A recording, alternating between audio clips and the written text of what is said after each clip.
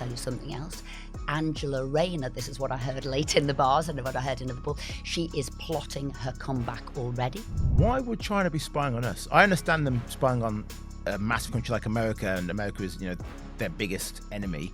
But we're just a small little country here. What is it about Britain that China want to know? And then when you dig into, well, why are we having digital ID? Well, it's not to stop illegal immigrants, what it was sold under. It's actually to spy on the public.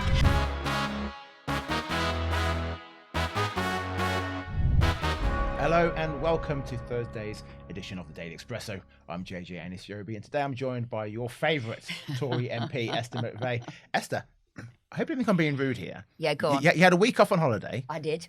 And you've come back, and I'll be honest, you've looked better. Thanks very much indeed. Well, you know why that is? And this is awful. I've got spots. I didn't think a lady my age could get spots. I wasn't going to say the spots, but I've got it. So I was going to wonder if we could move the cameras round. Well, I'm going to say, can we zoom in and see these spots closer? No, but you know what this is? This is party conference season. And what happens at the end of it? You get a cough, you get a cold, you get what is known as the conference lurgy. And you also get spots because you're up until very late. If you want all the gossip, you're in the bars till late. And the food is lousy. So you're on like sandwiches and beer or whatever for the whole time. So usually that's what's happened. So I blame my spot on the Conservative Party conference. Well, speaking of the Conservative Party conference, I don't know if you saw this, but there was like a Bigfoot or a big friendly giant, some kind of Sasquatch was spotted there. Tell me about this 7'2" mammoth. 7'2", as you say, giant. James McAlpine was his name, and he's become a sort of a social media sensation. Yeah. He was everywhere. Some people were talking about trying to get through his legs to see what was going on. He obviously stood next to everybody. It was like Lilliputian sort of world, wasn't it? All those little people. But I think there was lots of young people there. He was a young person, but there were lots. And although there were fewer people there, absolutely. I say to people, we got a tonking at the last general election, so you're expecting fewer people there. But the mood actually was very buoyant. And that's because I guess you're starting from scratch and you're putting forward Conservative principles. And all I can say is, hallelujah, Kemi, for actually saying what Conservatives wanted to hear.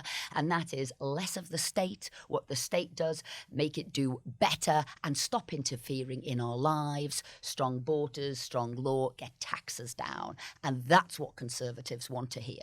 Well, James McAlpine, this big friendly giant, he said that Kemi's got his full support. She's fantastic. She's in touch with the young Conservatives and she's a brilliant leader. Clearly, you agree. I do, actually. I think, now don't get me wrong, it is the start and there is a lot to do. We know where we are in the polls. So you've got Reform on 30, Conservative 16, Labour on 21. So you cannot think one speech is going to change your fortunes. But what you can say, it was the rallying call everybody wanted to hear. And then you've got to win over the trust of the public. And that does not happen overnight. You've got to do what you say. I think the best lines at the conference was probably Kemi saying, do you know what?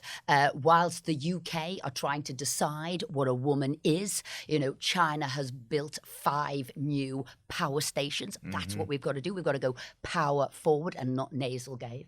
And the best line never spoken was at the Labour Party conference by Keir Starmer, who never mentioned digital ID in his main conference speech. Why? Because it's an absolute disaster of a policy. What was the general mood like there? Were people buoyant? Were some people a bit bored? What was the vibe? Well, I think, like I said, people were looking for something. People who weren't there. There was no trouble causers there. And sometimes party conferences, when they're dangerous, are poisonous. And I remember that back in 2001, 2 and 3, and people would be plotting. And interestingly, at the Labour Party conference for Keir Starmer, there was lots of plotting. Every journalist will tell you that. They're all trying to get rid of him. So if you think there was the Andy Burnham sort of, I'm going into it. There is 5 cabinet ministers who are trying to get him removed. They think they've got the 20% to go to their members. So Keir Starmer had a bad one. And then the other thing, because I had journalists in the front row, those standing ovations. Yeah. And we all go, oh, Are they real or not? Well, they had people saying, come on, stand up for Keir Starmer. Bad thing to do because everybody finds out. And the last time that happened, I think at a Conservative Party conference was IDS. The quiet man's speech, and he was gone not long afterwards. Keir Starmer could well be gone not long afterwards. Remember the other week I said to you he won't want that Morgan McSweeney story. Yeah. He's going to do whatever he can to get rid of the McSweeney story. Well, he did with the digital ID. It knocked it off the front pages. He went in, but he never talked about it. So that, when I said to you he'll do something to get that out of the way. So I think that was interesting. Pulling out of the ECHR, the talk about migration. Some people, not me, but some people are saying it feels like a diet version of reform. And some reform people are saying the Tories have just copied their manifesto in parts. Agree or disagree? I say, thank goodness she said that. Everybody was looking for the Conservatives to be conservative, something that hadn't been for a while. So for me, spot on, come out of the ECHR. She also needs to, and the most important thing is to come out of the Human Rights Act. That's fundamentally the most important thing. Tony Blair brought that in, and that's what ties the ECHR into, our law. So that needs to be gone. So she was spot on to say that. And the other thing she was spot on to say is get rid of this nonsense, this net zero zealotry has to be done by a certain time. You're pushing us all into poverty. The individual, businesses, we cannot have it. So that, I think, was a clear line between Labour and Mad Ed Miliband going forward with that. So I think they were all positive things. And then the differentiator between the Conservatives and the Reform now is on the economy. So Reform want to push up benefit spend. They want to get rid of the 2-child cap. Do not agree with that at all. I brought in the 2-child benefit cap, so trust me, you don't. Because people say, it's not fair. I'm working and I can only afford 2 kids. How come people on benefits can have more kids? And it's not just about the benefit. You've then got to give them a house. You've then got to look at the number of bedrooms. So there's a whole host of unfairness. Reform want to get rid of that cap. We don't, and we want to make a lot of the savings in the welfare system, and neither Reform and Labour are doing that. So that will be Kemi's drive forward, benefits down. Now, I'm a fan of Kemi. I interviewed her 2 weeks ago, and I thought she was fantastic. I wanted to stay on as Tory leader, but I think before this speech, there were some doubters saying she may not make it till Christmas. Has that changed now? And now, is everyone now uniting behind her? Right. Most of the leaders went into the party conference season wondering if they'd still be around after the party conference. So we've talked about Keir Starmer and the plot. 5 of his cabinet ministers wanting him out. I'll tell you something else. Angela Rayner, this is what I heard late in the bars and what I heard in Liverpool, she is plotting her comeback already. First of all, there was a pact with Andy Burnham. Was she going to become the mayor of Manchester as he went for the leader of the party? So that's what they were thinking there. Also, you've got Lucy Powell there wanting to be the anti-Starmer deputy leader. So you've got that. That was a problem there. Within our party, there was meant to have been 14 MPs having written a letter to the chairman of the 1922 to trigger a vote of no confidence. The rules have changed, so 14 would be no good. It has to be a third of the party. That would have to be about 40. I would say that has now disappeared. Some of them were meant to have come out when she said, get rid of, we're going to come out of the ECHR. So some of those One Nation Conservatives were meant to be agitating. But I think she's absolutely staved that off.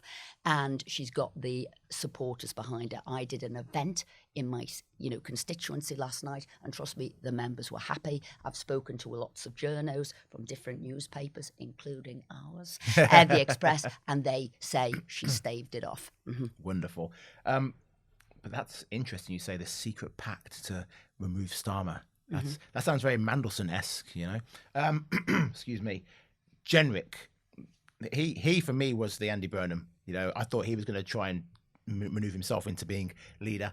Has he calmed himself down, do you think? Is he going to just take a step back after seeing how popular Kemi has been? Okay, so I see this from a very different way. And I met with Kemi and Kemi's team. And I said, look, you shouldn't be trying to hold anybody back. You should be saying to all of your shadow cabinet, you need to be doing as much as Robert Jenrick. You all need to be out making videos. You all need to say, I want to be on the front page of a paper. I want to be saying things that resonate with the public. So I think Robert, who's a friend of mine, actually he started off as my bag carrier when I was the Minister of State for Employment. That was his first job, working to me. So I want them all to be doing that, because when he went and did the video, people dodging fares on the underground with impunity, nobody did anything. Everybody said, that's right.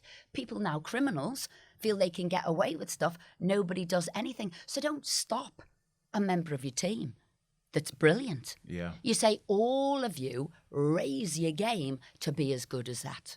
And I think Mel Stride is, I think Chris Philpotts, I think they are. But that's what I do. Never hold anybody back. And we're conservatives. We say, reach for the stars, not like a socialist would say, push, success down, because we don't want that. The state will know better. No. Okay. Now, here's another story where Esther, our Westminster whisperer, knows all of the crucial details.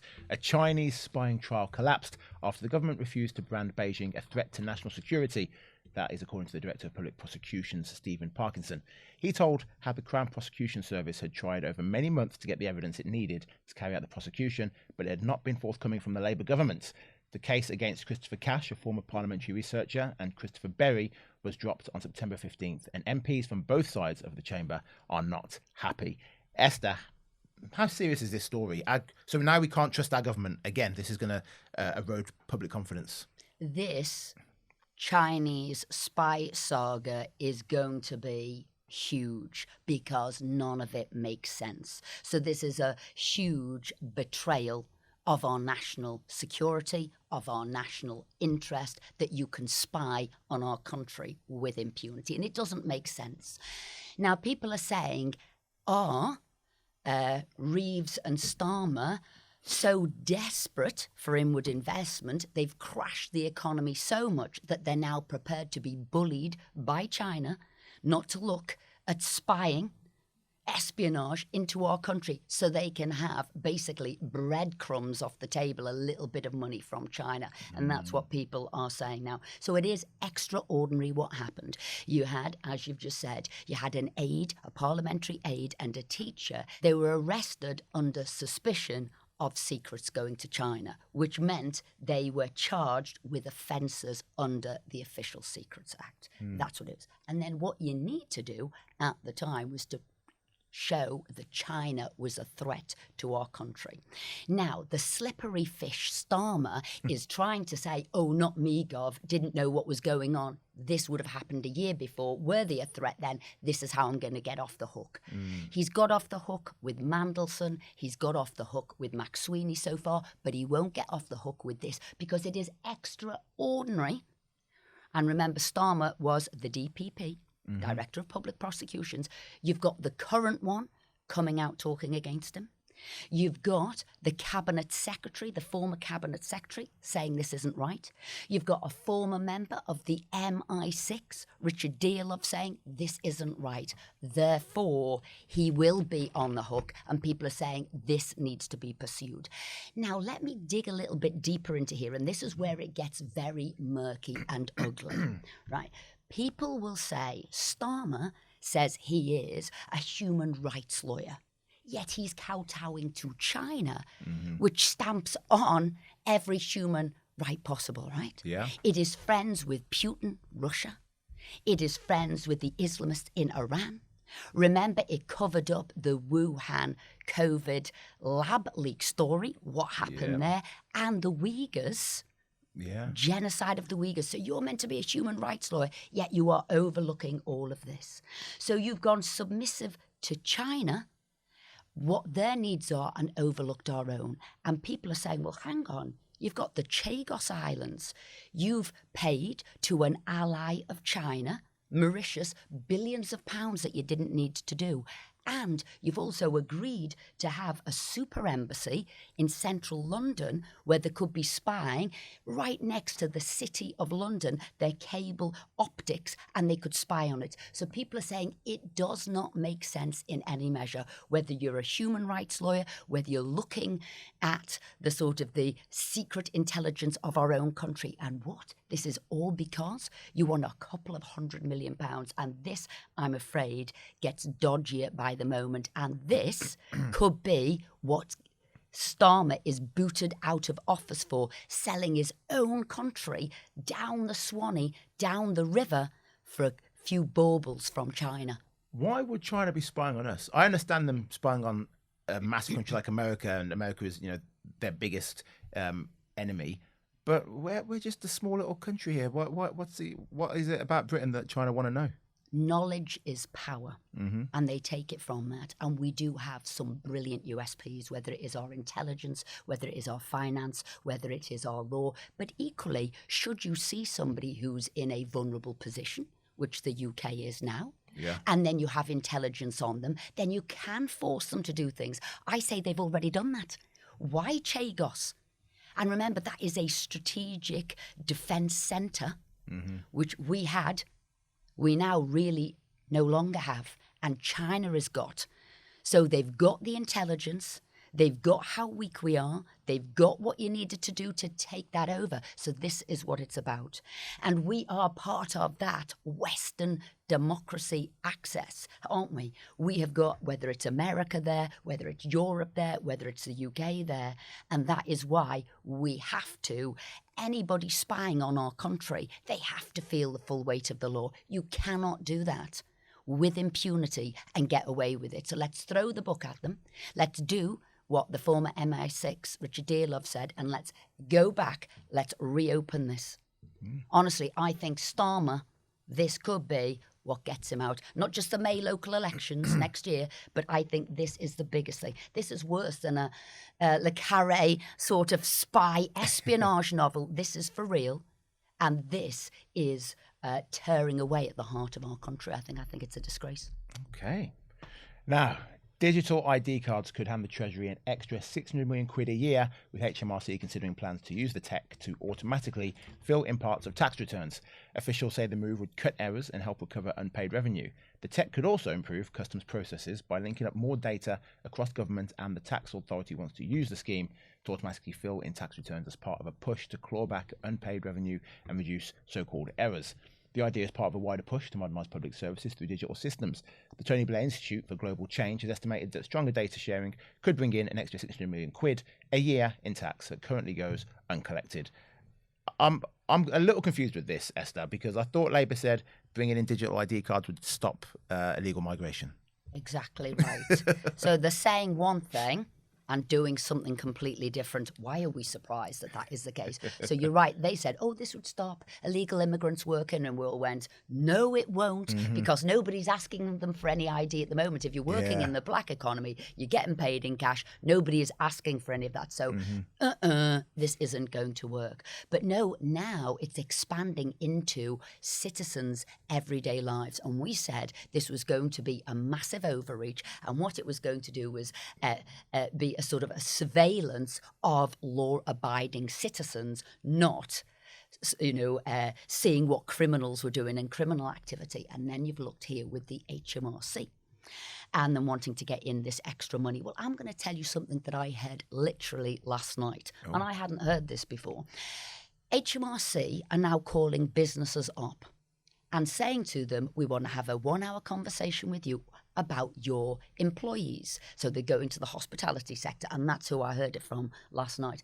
We've got to do a 1-hour conversation, and we're going to ask you questions like, is there a uniform that that your staff have to wear? And if you say no, then they ask you the question, well, what is it they're wearing? And they say, well, do you tell them it has to be a black outfit, or are you just advising them of a black outfit? And if you're telling them, are you paying them for that? Are you paying them the full minimum wage? If you say you're going to have a day of training, do you pay them for that day? Do you pay for them transport either way that day? And literally they're spying on them. They said to this person who owns this business I was speaking to, who was really, really put out and concerned, She said, well, what if I say, no, I'm busy. I'm fighting for my survival at the moment. 80,000 people in the hospitality sector have lost their jobs since Labour have been in power. I don't know, I've got an hour. They said, well, if you don't do the interview, then the odds are we might have to do a tax inspection on you. Wow. If you do the interview, the odds are we won't, and we've got the information. She told me the postcodes where they're starting to do this, and that's what they're doing. The reason I think this is a disgrace, have you ever tried to call up the HMRC? Yes. Have you ever got through? No. No. So you can't get in touch with them if you want to. Help, advice, how am I fitting this in? Mm-hmm. They also last year decided they didn't want to pick up the phone for at least 6 months of the year. Unheard of. Everybody went ballistic. The balloon went up. And so this is what they're doing. They're literally going out to squeeze every penny out of the law-abiding citizen. It can't go on like this. Mm-hmm. And this, again, is down to Reeves' dodgy budget, and they're not getting enough money into the country. Last time you were on the show, we spoke about Starmer. We didn't mention digital ID cards, but all the comments are people going off about digital ID cards. Why are people so angry about digital ID cards? And is it a case of people angry at Starmer rather than being angry at digital ID cards? Because, well, there was two things that was quite interesting. First of all, if you ask certain questions, people say, oh, digital ID or ID cards isn't so bad. Lots of people have information of it. When you attached Starmer's name to it, the actual support for digital ID absolutely plummeted and went negative because they don't trust him anymore. Yeah. And then when you dig into, well, why are we having digital ID? Well, it's not to stop illegal immigrants, what it was sold under. It's actually to spy on the public. Then you dig a little bit deeper and say, well, is it going to be safe? And you look at all of the people who've lost data. So whether it is Yahoo lost it, LinkedIn lost it, Facebook lost it, eBay lost it. So you've got private sector losing data. Land Rover Jaguar most recently. Exactly right. And then with the government, the disastrous losing of data was Afghanistan. So what they're saying is, well, first of all, we don't know why you're doing it. Then we don't know how safe it's going to be. And then the next question, though a lot of this is sort of rumour and speculation. Look, the Blair Institute, the Tony Blair Institute has been pushing this for 20 years. He wanted to do it, didn't succeed. He's now pushing it back. And then the next question is, which business is going to get the job? And how many billions of pounds is it going to cost? And I think that is what people are suspicious of. And then the other thing, remember, Labour said, oh, we've got all this massive investment into our country by Google and Microsoft. And then people said, is every UK citizen going to have its personal data sold to these big companies so that they can charge us more for our insurance, charge us more maybe for pharmaceutical stuff, check when we go to the hospital? And that's what people are concerned of. Where will our data go? So once you dig into it, there's lots of reasons to be suspicious. And I would say, no, it's a big mistake. Okay, let's move on. Donald Trump might have just pulled off the most seismic diplomatic feat in modern history. His proposal for a peace deal between Israel and Hamas has taken a significant step forward, as both parties have now agreed on a ceasefire in Gaza, with the announcement sparking celebrations in the streets of Israel and Palestine. Trump announced on his Truth social network that all hostages held by Hamas would be released in the near future, even as early as Monday. According to the agreement, Israel will also withdraw troops to a line that was agreed on by all parties. The ceasefire is expected to come into effect this evening after Israel ratifies it, Benjamin Netanyahu's office has said. You know what? I read this story this morning, and I remember when Trump got into power, my wife's American. Some of her American friends are hardcore Democrats. And they're like, Trump's going to take away women's rights. Trump's going to start wars. Trump's going to do this. Trump's going to tank the economy. America's going to fall. Trump has brought peace to the Middle East. And he's done it without having to recognize Gaza as an official state. He's done it without having to stop selling weapons to Israel. He has brought peace to the Middle East. No one else has been able to do that. I think what you were saying in a nice way is that it's been a right kick in the nuts for the lefties, right? And I think it is. All these people, Trump's a disaster, awful, marching all the time, protests all the time. Well, I just hope if this comes off, and we've all got to, keep our fingers crossed that it will continue and it will succeed, right? Well, I hope all those people who have done hatred marches on the streets of the UK, well, right round the world, but in the UK, because that's where we are, come out and do celebration chants and marches in support of the peace of what's gone on. I also would like to see, for a little period of time, really, for politics to take a back seat so that the human positive emotion can come forward, that people will see their loved ones who've been held as hostages, that we can actually celebrate peace for a little while. I mean, there's a long way to go. And other people will say, will he get his Nobel Peace Prize from this? I hope so. I bloody hope so. And, I think, and so does he. It won't be for this year because the nominations come forward for who it is on Friday. So it's not going to be this year, but it could be next year. And I think that is important. And I think you've got to say, who are the winners and losers from this? Obviously, if there's peace, then it is people on the ground who won't be suffering war. Hallelujah to that. Trump, if it works out. The losers will be and should be Hamas. Remember, they were brought in to negotiate as a surrender, not as an equal party. They are terrorists. They've brought terror to an area. They need to go. Yeah. But I also question what will be the future of Benjamin Netanyahu as well, because people will be saying, how did it happen? Yeah. What went on? So he has a difficult path to sort of go forward. So I think there's a lot to unfold, but all we can pray for is that we do get peace. Do you think this will stop the protests on the streets of this country? People going out every Saturday and saying from the river to the sea and set Palestine free. Will this stop those protests now? Well, if it doesn't stop those protests now, it tells you really what those protests were about. I say they were against anti-democracy, they're anti-British, they were hate marches, because why are you protesting if you've got peace? So shame on them. Yeah. And shame on them for doing it on the 2nd anniversary of that horrific terrorist attack. So I think really there will be a light shone on their behaviour. What about all those people who are coming out in the streets and protesting Trump's second state visit? I want those idiots to come out and say, okay, we don't like him, but actually he's done a good thing here. Credit where credit's due. Those fools need to come out and hold themselves accountable too. Oh, well, I think number one, Sadiq Khan. He needs to come out and say, oh, I am an idiot after all. I have destroyed London. He is right. I was the worst ever mayor for anywhere whatsoever.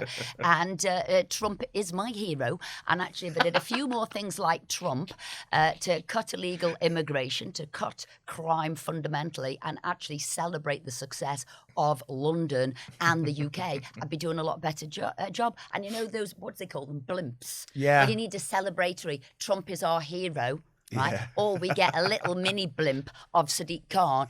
Sadiq's a loser, whichever way. But I think he's the one who needs to come out first and apologise. Absolutely. Well, look, let's end on a bit of good news. Oh, yeah. Your husband, Phil, he's on the small screen. He's in a big TV show. Do you know what? You couldn't have had Phil in the studio today. His head would be too big, right? He now thinks he is a movie star.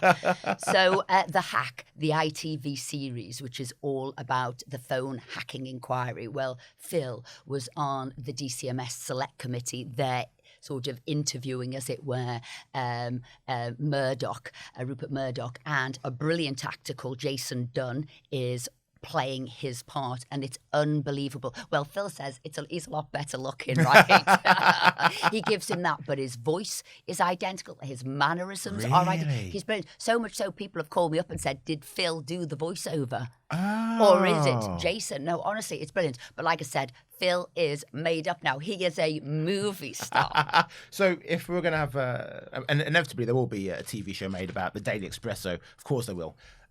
Who's going to play you? Right, well, I've got a couple of people, right? I've got old school, sort of modern and kick-ass. Okay. So if I was doing old school, I'd have to be like a Faye Dunaway or a Catherine Deneuve. Okay. I can't really whistle, but anyway, there you go. Thank you very much. If it was a modern day, I think it would be Jennifer Lawrence. Kick-Ass. Oh, From the okay. Hunger Games. I Yeah. like her. I think she's a brilliant actor. Yeah. And obviously, if it were Kick-Ass, it'd be Uma Thurman, right? If it were a Kill Bill, yes, it would be her. I was going to suggest it would be one of the women from the Golden Girls for you. Maybe the one with the glasses, the old lady. How very dare you? Oh, my. Well, You didn't say, oh, no, what I think it could have been was maybe Brigitte Bardot or something. If it could be a pop star, I'd love to. I mean, Debbie Harry was my sort. I thought she was gorgeous, fabulous, and a poet. So if I could have, it'd be Debbie Harry. But as she's not an actress, and I'm so hoping it's Uma Thurman now because she'd just do a kung fu chop to you, wouldn't she? yeah, she bloody would. She absolutely would. Right, the caffeine has worn off, and that is all we have time for. Thank you, Esther, for joining me this week, and thank you for watching. Who'd Daily be you? Expresso. Who'd be you? Who'd be me? Denzel Washington. How old do you think I am? Oh, he's gorgeous. He's about 70, He's isn't better he? looking than you. You're right. It couldn't be you. Who are you going to have? I'm going to go with Idris Elba. Oh, yes, we like him. Yeah. He's about 10 years older than me, but that still works. Yeah. It still works. Yeah. Better makeup. Join us tomorrow, where I'm joined by James Walker, the straight talker. He and I will be answering the best questions, letters, and comments from you lot, our wonderful viewers. Bye-bye for now.